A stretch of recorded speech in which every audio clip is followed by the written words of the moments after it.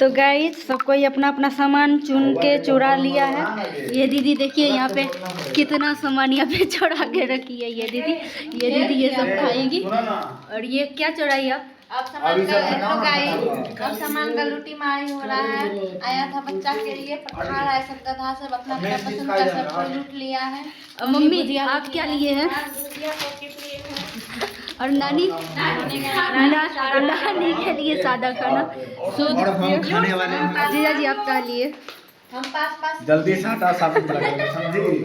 और हम खाने वाले हैं भूख के। मेरा देखिए गाइस यहाँ पे कितना सारा मम्मी का सॉरी बउआ का मम्मी इतना सामान ये सारा सामान हम लिए हैं, बस 2 ही चॉकलेट। अब बाद बाकी जितना सामान था टोटल ये चीज़ खा चुकी है। टोटल सामान ये लड़की खाई है। टोटल पूरा सामान ये लड़की खाई है। तुरंत खा ली। तो गाइस मिलते हैं नेक्स्ट ब्लॉग में।